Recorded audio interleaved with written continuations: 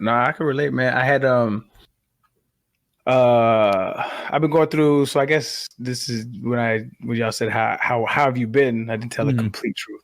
I have been going through like these like anxious spells. Like I get anxiety, like really bad, but it's not like regular anxiety. It's like I got diagnosed with general anxiety disorder, where like I kind of just walk around with it, and I didn't really know what was wrong with me. I thought something was wrong with my heart, was what I thought, because I started getting panic attacks, and they started getting more frequent.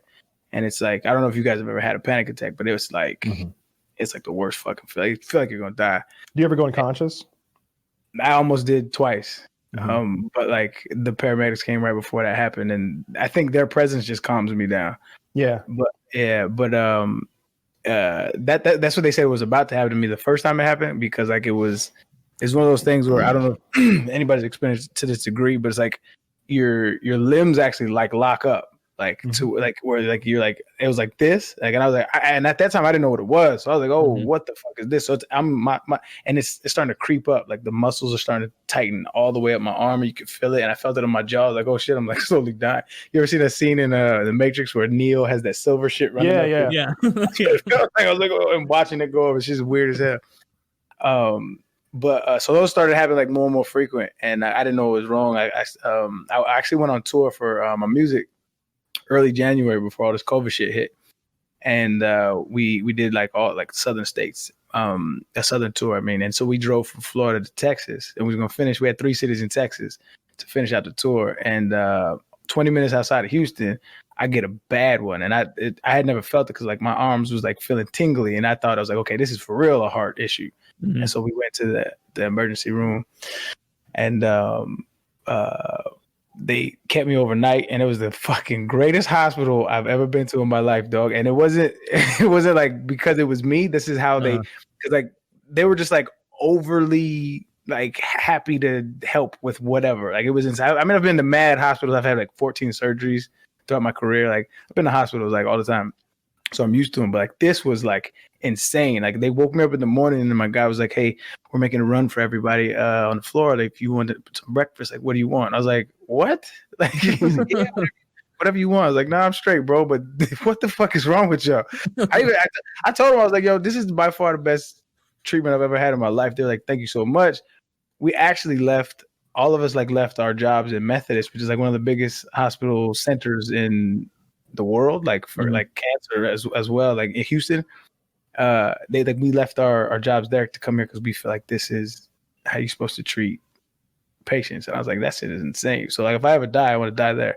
But but anyway, so like so the next day they sent me to like a stress test, like for the heart, echo, cardio, KG or whatever, all that shit. I did all that. They didn't find anything. And so my last one I had was probably like a month ago. And I was like, "Doc, bro, like, so what is this shit?" And so he got me in touch with a psychiatrist, and she like we've been talking for like a month, and I feel way better. Like she gave me some anxiety medicine, and I felt like I haven't rested, like just like that's why I said all that long ass story. But just like I felt like I haven't rested in so long because this shit has been on me for I guess years. But I just kind of likened it to life. Like this is just how it only recently was the Matrix feeling of like cramped up. So many questions. Yeah, like weed helps with that. Yeah. But no, see, so weed was a trigger for me.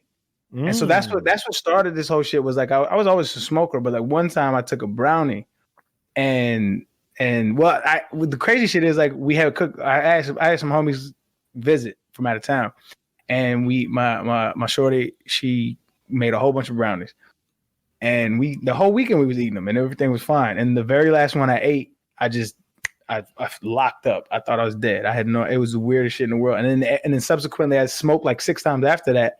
And every single time I had a panic attack, and I was like, what the fuck is this? And more research I did was like some people like for whatever reasons, like midlife, they can't smoke weed anymore. It changes, and they I hope that hasn't happened to me in the last couple of years. Arian, I don't want it to happen. That shit is horrible because I love weed. It's amazing. So Arian, when you were a pro football player, obviously you existed in a world where people had an opinion on you, but social media is different, right? Where you just, that Twitch chat exists nonstop, your Facebook, your YouTube, like your music probably too. Do you think that triggers the anxiety? Is it tougher to be in your current life than your life from back in the day? I think growing up in a sport where you're highly criticized. Mm-hmm. I mean, there's like grown men. Yeah, no, it's not new. So it kind of like put up blinders to that, or at least you become numb to the criticism. I think the anxiety from football came from like external factors, not like that. They were more so like I remember vividly like, before games. I used to think like I used to remember feeling like just this gut wrenching like nervousness, but not because I'm nervous of anything else, but like like you could get really hurt out here. Like I remember thinking this shit like before every game, and I played a more physical position, so it's like I had to like deliver it, or else defensemen are mean. Huh? Defensemen are mean. Yeah, no, they I mean literally dudes is twisting your ankles under piles and shit like that. So like you had to like literally like mentally prepare yourself for like fights and wars every Sunday, and so that I think that after years and years of that my whole life, I think it's just starting to like surface. And so like I didn't not having that physical outlet because like I changed like when like I'm a nice chill dude, but like when the lights come on and like the adrenaline's pumping and shit, like I'm not a very nice human, and neither are the dudes that I'm playing against. So it's just like a war. I know a few fighters who do that same thing. They kind of turn this like, you know, in the octagon there's no room for niceness in there. Yeah. You got to be dirt. Like you gotta be, I remember, a matter of fact, I found one of my journals. This is actually interesting. I found one of my journals I was writing when I was in college. And it was fascinating to read some of the thoughts that I had. But I took a screenshot of this because it was so like profound to me at the time that it said, it felt like I knew when it clicked, how I knew it clicked. It's like me seeing when it clicked when I knew how to be a great football player. Like I read it, like it was like the light was on moment. And I said, in this game, like you have to play violent. You have to be angry. You have to play violent because nobody cares. And what did I say? I said something like, I'm paraphrasing it horribly. I wrote it beautifully. That's why I took a screenshot of it. But it's like you have to be like in this game. That's what I said. I said in this game, they don't respect intellect. They don't respect anything. All they respect is pain. And it was like those thoughts from like a 19, 20-year-old kid. Like it's just weird to think. Like it's just weird. Like that was my thought. You ever work with new football players? You know, kids who want to get to a Division I school or something. There's some cats like that reach out to me, and I try to give them any advice that I can. But I mean, I don't have the passion to like change the game. Like I don't really care for football. I was thinking camps or something. Like I don't even know how lucrative that is, but sometimes football players do that. Okay. It's money, but it's not nothing that's gonna make me get up out of my house. Like maybe a girls' camp or something like that.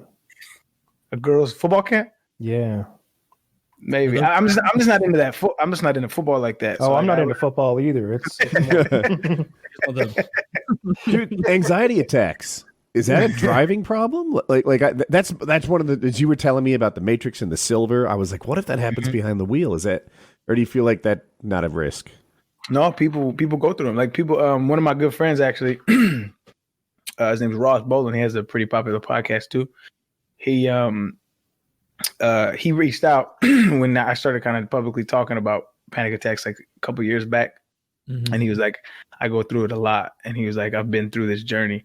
And so during this last little stint, it just had gotten to the point where it was like every single day. It was like I couldn't, it bothered me every day. And it wasn't something that I could just put in the wayside. I had to address whatever was the underlying issues or however we get better. And he was telling me like sometimes like he'll have the attacks and he'll have to pull over on the side of the road and call an ambulance because it's that debilitating to where you feel like there's nothing. I can't take this shit. Like whatever this is, like I need help. And it's just and no matter how much you try to convince yourself it's a panic attack, it doesn't matter. Like it's just your brain tells you like this ain't a panic attack, and so of course you're not going to be able to like talk yourself through it. Yeah, I mean, some of them you can. Honestly, some of them you can be like, it's gonna pass. It's gonna pass. And you have to, like continue to tell yourself it's gonna pass, but then sometimes it's like, nah, bro, this one's not gonna pass. We're gonna die right here. I usually go I have them pretty regularly, probably twice a year, which is pretty regular for something that makes me go unconscious and collapse on the floor. It feels like it is anyway.